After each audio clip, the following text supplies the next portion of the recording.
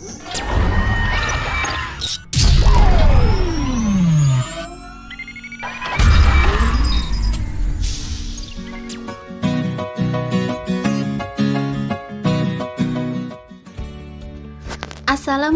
warahmatullahi wabarakatuh.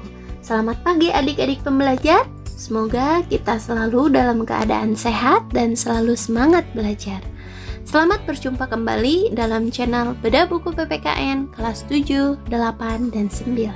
Seperti biasa, sebelum pembelajaran ini dimulai, mari kita bersama-sama berdoa menurut agama dan kepercayaan kita masing-masing.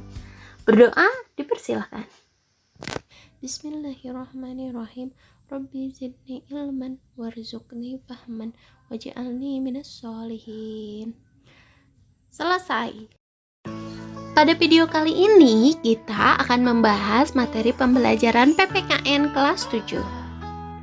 Setelah sebelumnya kita membahas bab 1 dengan pembahasan subbab A, yaitu perumusan Pancasila sebagai dasar negara, di mana dalam merumuskan Pancasila ini kita telah mengawali pembahasan materi bagian 1 mengenai pembentukan BPUPKI sebagai badan yang merumuskan Pancasila sebagai dasar negara sekaligus sebagai badan yang menyelidiki usaha-usaha persiapan kemerdekaan Indonesia.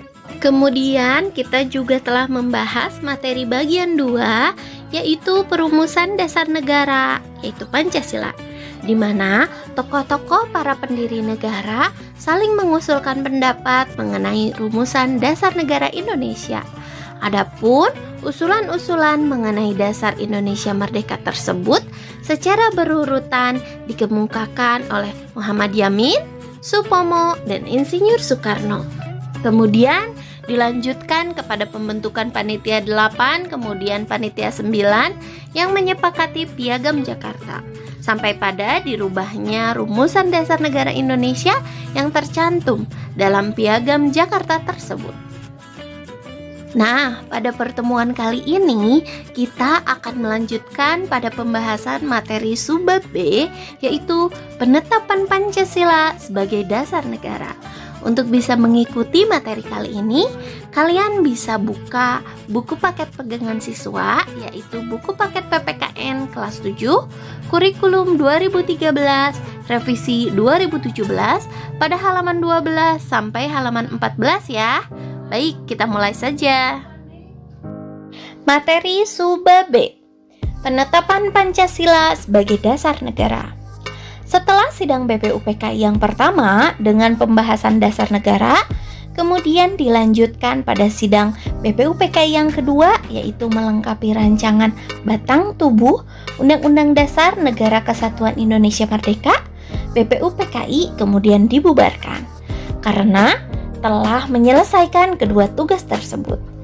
Kemudian sebagai gantinya, pada tanggal 7 Agustus 1945, Jepang mengumumkan pembentukan Panitia Persiapan Kemerdekaan Indonesia atau disingkat dengan PPKI. Dan kata lainnya adalah Dokuritsu Junbilinkai yang beranggotakan 21 orang yang diketuai oleh Insinyur Soekarno dan diwakili oleh Dr. Andes Muhammad Hatta. Saat itu dunia sedang berada dalam suasana Perang Dunia II dan tentara Jepang mulai terdesak oleh tentara sekutu. Angkatan Perang Amerika Serikat 2 kali melakukan pengeboman, yaitu di Nagasaki dan Hiroshima, yaitu pada tanggal 7 dan 9 Agustus 1945.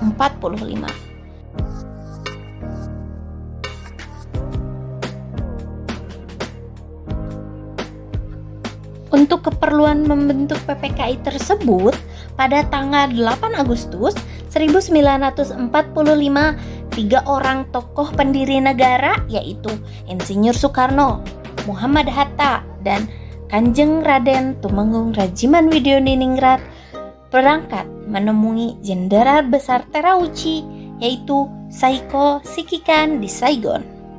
Setelah kembali ke tanah air, pada tanggal 14 Agustus 1945, Insinyur Soekarno mengumumkan bahwa Indonesia akan merdeka secepat mungkin dan bukan merupakan pemberian dari Jepang, melainkan hasil perjuangan bangsa Indonesia sendiri.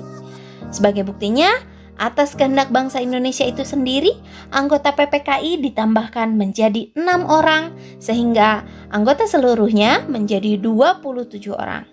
Semua anggota PPKI berasal dari bangsa Indonesia. Serta diperkuat dengan kabar Jepang menyerah kepada tentara sekutu pada tanggal 14 Agustus 1945. Sejak saat itu, Jepang tidak lagi menjajah Indonesia. Sementara itu, di Indonesia terjadi kekosongan kekuasaan, dan akhirnya kekosongan kekuasaan tersebut kemudian dimanfaatkan bangsa Indonesia untuk memproklamasikan diri sebagai negara yang merdeka. Dan pada puncaknya, yaitu pada hari Jumat tanggal 17 Agustus 1945, Insinyur Soekarno didampingi oleh Muhammad Hatta memproklamasikan kemerdekaan bangsa Indonesia ke seluruh dunia.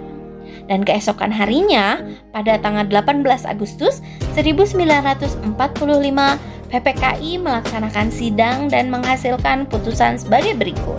Yang pertama, menetapkan Undang-Undang Dasar 1945. Kemudian yang kedua, memilih presiden dan wakil presiden, yaitu Insinyur Soekarno dan Muhammad Hatta. Dan yang terakhir, membentuk Komite Nasional Indonesia Pusat.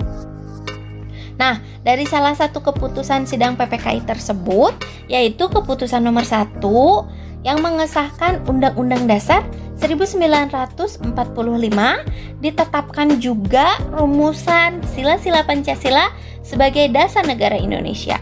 Karena di dalam pembukaan Undang-Undang Dasar 1945, tepatnya alinea yang keempat, tercantumkan sila-sila Pancasila sebagai dasar negara Indonesia.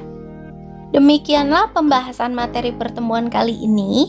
Semoga pembelajaran kali ini dapat adik-adik pahami dengan baik ya. Insya Allah minggu depan kita akan melanjutkan pada pembahasan selanjutnya, yaitu materi subbab C mengenai semangat pendiri negara dalam merumuskan dan menetapkan Pancasila sebagai dasar negara. Untuk tugas pertemuan kali ini, silahkan buatlah ringkasan materi dari materi yang telah dipaparkan. Dan untuk menambah pemahaman kalian, silahkan kerjakan tabel 1.2 pada halaman 14 ya. Saya ucapkan terima kasih telah menonton video belajar pada kali ini. Tetap semangat belajar dan selalu jaga kesehatan.